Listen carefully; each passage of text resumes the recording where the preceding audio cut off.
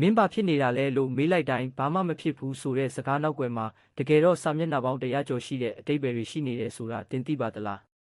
ယောက်ျားလေးတော်တော်များများဟာမိန်းကလေးတွေရဲ့စိတ်ကိုနားလည်ရခက်တဲ့ပဟေးလီလို့ထင်တတ်ကြပါတယ်ဒါပေမဲ့တကယ်တော့သူတို့မှာကျွန်တော်တို့သတိမထားမိတဲ့ logic ယုတ်တိတစ်ခုရှိပါတယ်ဒီဗီဒီယိုမှာမိန်းကလေးတွေရဲ့စိတ်ထဲကလျှို့ဝှက်ချက်3ချက်နဲ့သူတို့တကယ်ကြားချင်နေတဲ့စကားလုံးတွေကိုကျွန်တော်ပြောပြပေးသွားပါမယ်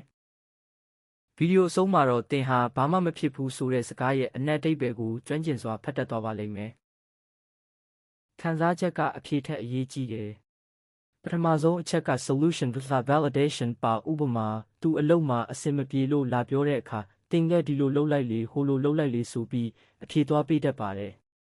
ဒါပေမဲ့မှတ်ထားပါ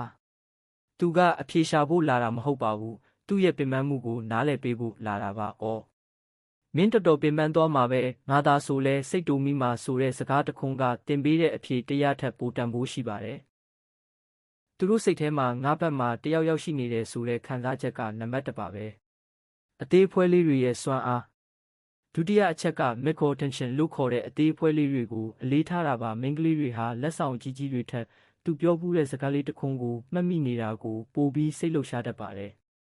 ဥပမာသူနေမကောင်းဘူးလို့တခွန်းပြောပူးတာကိုမှတ်ထားပြီးနေသားရဲ့လားလို့ပြန်မေးတာမျိုးသူကြိုက်တဲ့အယောင်လေးကိုမှတ်ထားတာမျိုးပါ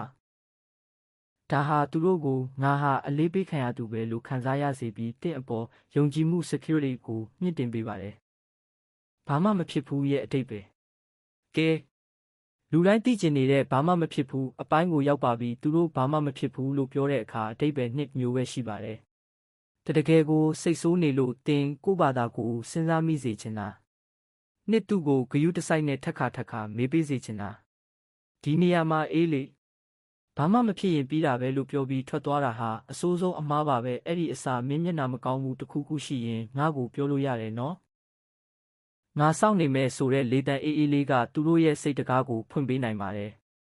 နီကုန်းချုပ်ရရင်မိန်းကလေးတယောက်ရဲ့စိတ်ကိုနားလည်ဖို့ဆိုတာပါရမီရှင်ဖြစ်ဖို့မလိုပါဘူးစိတ်ရှည်ဖို့နဲ့နားထောင်ပေးဖို့ပဲလိုတာပါသူတို့ဟာပဟေလီတွေမဟုတ်ပါဘူးသူတို့ဟာချစ်ချင်းမေတ္တာနဲ့အလေးထားမှုကိုပုံစံမျိုးမျိုးနဲ့တောင်းဆိုနေကြတာပါဒီဗီဒီယိုကတင့်အတွက်အသုံးဝင်နေဆိုရင် like လုပ်ခဲ့ဖို့မမေ့ပါနဲ့တင့်မှာရောဒီလိုအတွေ့အကြုံမျိုးရှိဘူးလားcommentမှာပြောပြခဲ့ပါဦးနောက်ထပ်စိတ်ပညာဆိုင်ရာဗီဒီယိုတွေအတွက်လည်း follow လုပ်ထားပါဦး